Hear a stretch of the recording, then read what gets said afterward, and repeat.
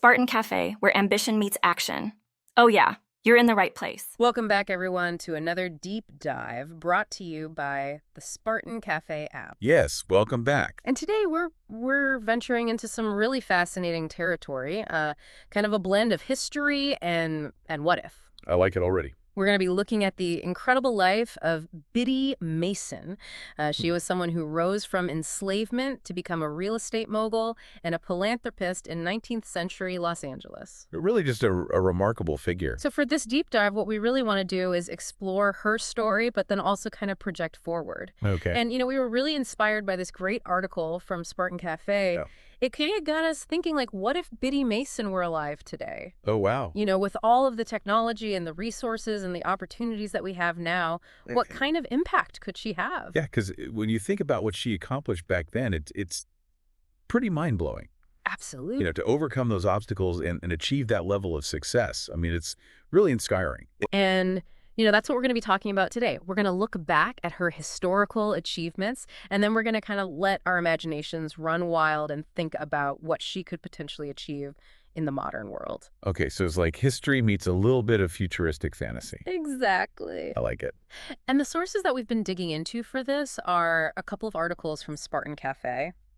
One is titled, "If Biddy Mason Were Alive Today, a Modern-Day Mogul's Vision," and the other one is called "Slave No More, How Biddy Mason Built an LA Real Estate Empire." Okay. And then we also looked at a YouTube video transcript from Black Discoveries that details her life story. So to start things off, why don't we just kind of lay the groundwork and recap some of her major historical achievements? Okay, so, I think looking back at Biddy Mason's life, it's important to remember just how much she had to overcome. Oh, absolutely. She was born into slavery in Georgia around 1818. And the Black Discoveries transcript talks about how she learned so many essential skills from other enslaved women. Things like cooking, farming, herbal medicine, even midwifery. Yeah. I mean, these weren't just domestic skills. They were really forms of knowledge and resilience that were passed down under incredibly difficult circumstances. And they really played a crucial role in her later success. Oh, for sure. Those skills gave her a foundation to build upon. Absolutely. And then she was sold to Robert May Smith in Mississippi. And that's when her journey westward began. The Smith family converted to Mormonism, then they moved to Utah in 1848. And of course, they took Biddy and other enslaved people with them. Right. And it's important to remember that even though California became a free state in 1850, the fight for freedom for many people was far from over. Yeah. And the Black Discoveries transcript really highlights that. Yeah. Even in a place that was, supposed to be more progressive in its views on slavery, there were still so many legal battles and so much prejudice. Absolutely. So when Biddy finally fought for her freedom in Los Angeles in 1856 with the help of allies, it wasn't just a personal victory. It was a courageous act of defiance against a system that was deeply unjust. A real turning point. Yes, definitely. And the Spartan Cafe article, "Slave No More," really emphasizes that, her legal victory, it was the foundation for everything that came after. Right, because, just imagine the courage it took for her to challenge that system in court. Yeah. To fight for her freedom. Absolutely. It's incredible. And then she didn't just kind of retreat and, try and live a quiet life after that. She immediately went to work.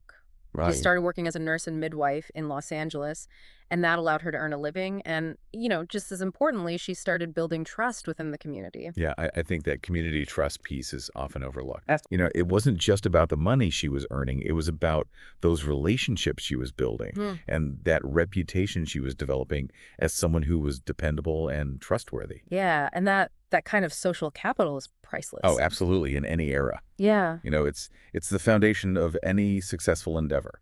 And that leads us to kind of the next chapter of her story, which is where things get really interesting. So she started investing her earnings in Los Angeles real estate. It's our move. And she became one of the first African-American women to actually own land in the city. Wow. And the property that she purchased on Spring Street and Broadway, it became a really important hub for the Black community. It was a place where people could gather and feel safe. Right. And the Black Discoveries transcript really captures the significance of that. It does. It was more than just a piece of property. It was a symbol of hope and a testament to her vision. And what I find so fascinating is that she had this incredible foresight to recognize the potential of a growing city like Los Angeles. Oh, yeah. She was buying land in what would become prime locations. She had a knack for spotting value. She did, and the Spartan Cafe article that focuses on her real estate empire, it really highlights that, her shrewd business sense. She wasn't just buying any property, she was buying strategically. Right. She was thinking ahead. Yeah. She was anticipating growth. And her vision extended beyond just her own financial success. Yes. As her wealth grew, so did her commitment to philanthropy. Yeah, she was incredibly generous. She was. She really dedicated her resources to establishing charities and schools, including the first elementary school for Black children in Los Angeles. It's amazing when you think about the impact of that. Yeah.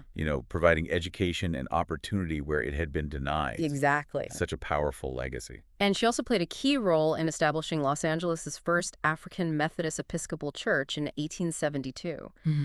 And, she held organizing meetings in her own home. She donated the land for the church. Wow, talk about commitment. I know. And the Slave No More article really talks about the importance of the AME Church, as a spiritual and social anchor for the Black community. Right. It was a place of worship and a center for community organizing and activism. Absolutely. And she became known for her generosity. People called her Auntie Mason or Grandma Mason. She was beloved by the community. And she passed away in 1891, but, her legacy lives on. Oh, absolutely. Los Angeles has Biddy Mason Day. There's Biddy Mason Park. There are art installations all throughout the city that celebrate her life and her accomplishments. It's so important to keep her story alive. It is. It's a reminder of what's possible even in the face of incredible adversity. Now let's shift gears a little bit and really tap into our imaginations. Okay. I'm curious to hear what you think about this.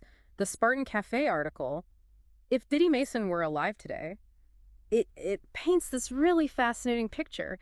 They suggest that she wouldn't just be a real estate mogul. She'd be this powerhouse CEO, a venture capitalist, a philanthropist. I just love that idea. I know. Just think about it. It's so exciting to consider. I know. If she was able to achieve what she did in the 19th century with all of the limitations she faced, imagine what she could do today with access to technology, with global markets, with the capital that's available. Yeah, the possibilities are really endless. They are, and the article kind of throws out some potential modern business ventures that she might be involved in, and I think they're really interesting. Like what? Well, for example, real estate development and investment, on a much larger scale than she was able to do back then. Right. Yeah, that makes sense. That seems like a natural progression. And then also private equity and venture capital. Interesting. But specifically focused on funding and mentoring businesses owned by women and minorities. Oh, I love that. I know, it's so fitting. It's totally in line with her values and her legacy. It is. And then also tech and fintech solutions. Wow. Can you imagine her creating platforms for financial literacy and wealth building and economic empowerment targeted specifically at underserved communities? That's powerful. It is. And in a way, that's kind of what the Spartan Cafe app is all about, democratizing access to resources and opportunity for entrepreneurs. Totally. It's like she would have been a Spartan Cafe user herself. I know. I think she would have loved it. And then also healthcare and community development. That's a natural fit, too. Affordable healthcare solutions, housing for the homeless, economic mobility programs. It's all about continuing that work of uplifting others. And then there's the idea of her using AI for business coaching and networking. Right. Maybe even having her own platform, kind of like Spartan Cafe, where entrepreneurs could connect with mentors and get access to funding and learn key business strategies. It's mind-blowing when you think about the potential. It is. And the Spartan Cafe article actually lays out a hypothetical success scenario and valuation. And it doesn't seem far-fetched at all when you consider her track record. No, not at all. They're talking about a personal net worth, potentially exceeding $5 to $10 billion. Wow. And company valuations in the $50 to $100 billion range. All while still maintaining that focus on community impact. Exactly. It's really inspiring. It is. So what do you think are the key reasons why someone like Biddy Mason would not only succeed but thrive in today's world? Well, I think her relentless drive and her adaptability are a huge part of it. She didn't wait for things to be perfect. She just went for it. She did. She saw opportunities and she took action. Yeah. And in today's world where everything moves so fast, that's more important than ever. Absolutely. And then there's her focus on real assets, Yes. Land, infrastructure, community development. things that have tangible value. In a world that can feel very speculative and sometimes kind of detached from reality, that's a really grounding principle. Yeah, and it aligns with her values of building something lasting and impactful. And her commitment to empowering the next generation is also key.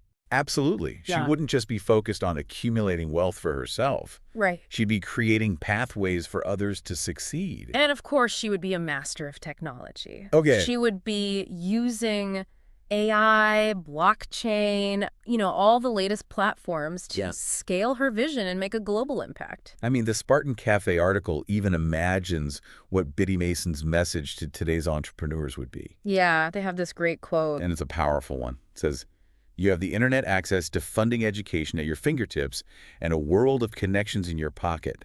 What are you waiting for? I built my wealth with no freedom, no education, and no network. You have every tool I never had. The only thing missing is your commitment." Chills. I know, right? It's a real call to action. It is. And it makes you question, what excuses are we making? What are we waiting for? It really puts things in perspective. It does. And it makes me think about our listeners. The people who are tuning in right now. Yeah. Imagine if you had even a fraction of the resources that Biddy Mason lacked, and you combine that with her drive and her vision. What could you achieve? That's a powerful question to ask yourself. And speaking of resources, I think it's a good time to mention the Spartan Cafe app again. Okay, yeah, tell us more about it.